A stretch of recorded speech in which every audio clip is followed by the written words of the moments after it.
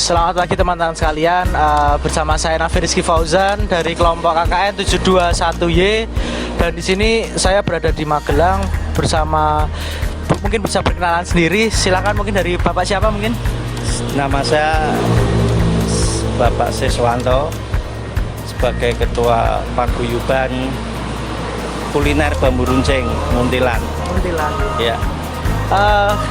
Dengan anggota 20 anggota. Ya. Kemudian di sini saya akan bertanya kepada Bapak mengenai awal mulanya berdiri ini, idenya dari mana mungkin, Pak?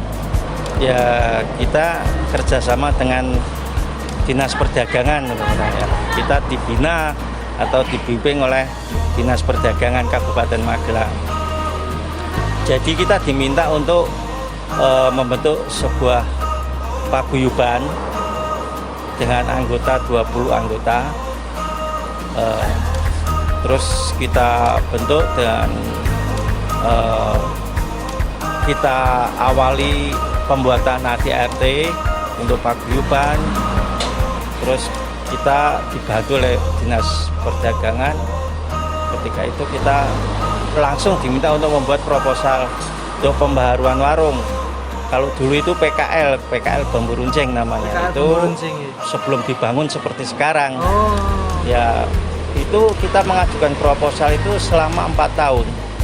Oh, selama itu Selama nih, Pak? 4 tahun prosesnya itu kadang ada sudah kumpul di sini dengan dari Dinas Perdagangan, Pak Darso namanya waktu itu.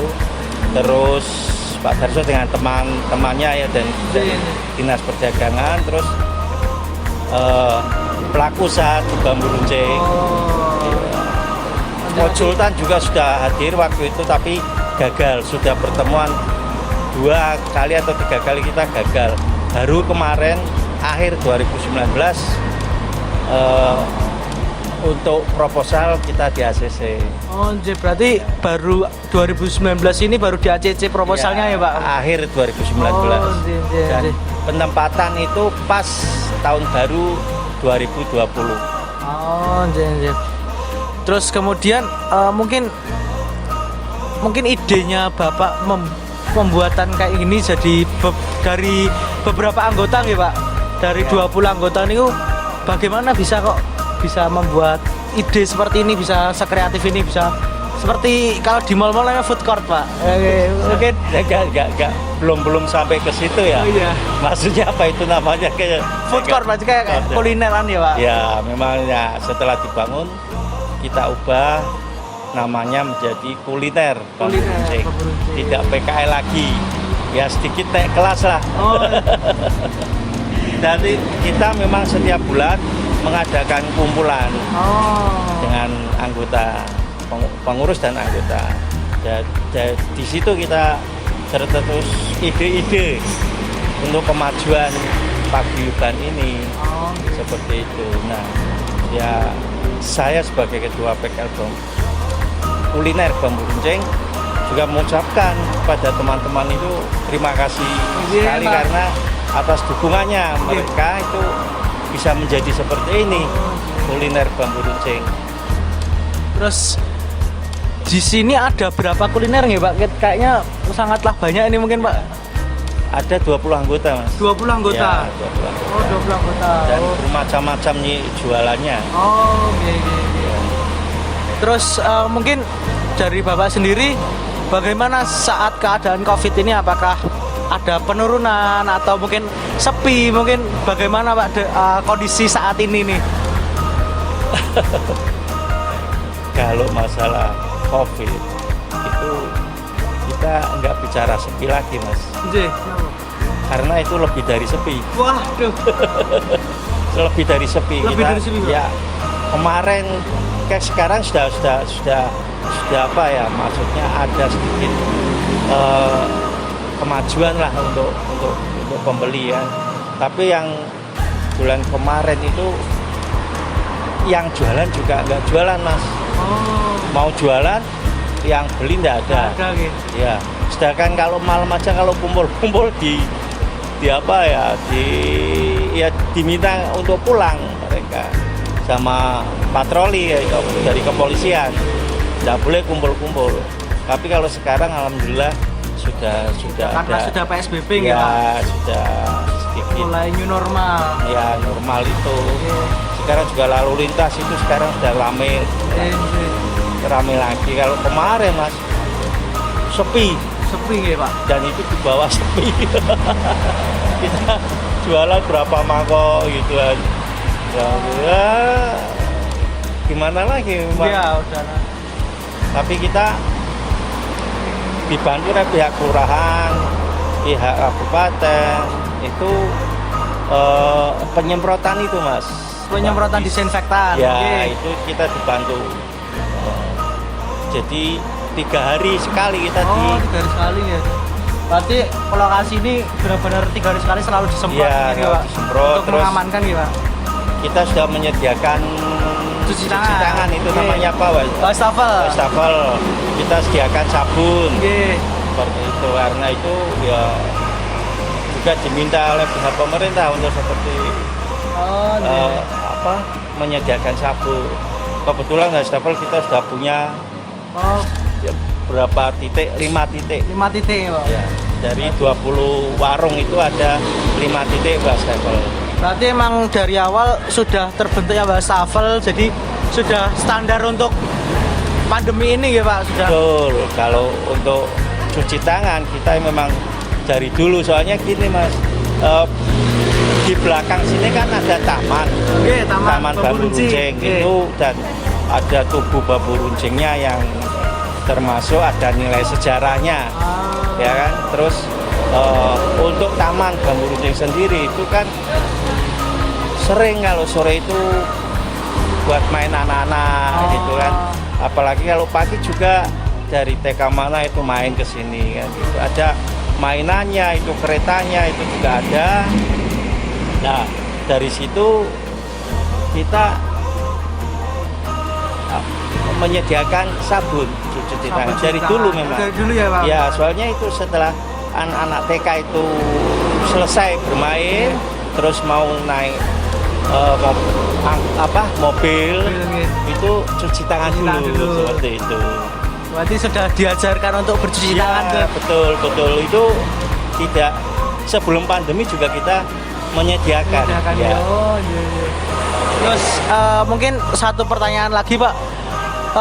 Untuk kondisi keuangan dari warung-warung ini apakah bisa terpenuhi, Pak? Dari keadaan pandemi saat ini, Pak. Mungkin bagaimana Pak pendapatnya mungkin untuk keuangan? Kalau itu semua yang mengatur Allah ya. Iya, Pak. Jadi alhamdulillah itu ya sampai sekarang nggak ada tuh yang kelaparan. Oh, iya. Berarti masih tercukupi nggak, Ya Pak? tercukupi dengan mendapat bantuan. Mungkin di desanya sendiri-sendiri dari anggota itu kan ada bantuan dari desa kan. Nah, itu sedikit membantu lah. Ya sedikit banyak membantu dari pedagang-pedagang ini. Kalau pedagang di sini paguyuban itu belum pernah yang bantuan dari dinas atau dari kabupaten untuk murni untuk pedagang itu belum pernah. Tapi kalau dinas perdagangan itu kemarin itu menyediakan masker, kita dibantu masker, dibantu masker oleh dinas perdagangan. Oh, gitu aja. Mungkin gitu saja, Pak, untuk wawancara Taman Kuliner Bambu Runcing di Muntilan Magelang ini, Pak. Nama saya Ibu Sri Munarse, jualan di Bambu Runcing Muntilan. Itu di las area di Bambu Runcing sini. Saya jualan nasi rames, nasi gulai, nasi campur gitu. Ya.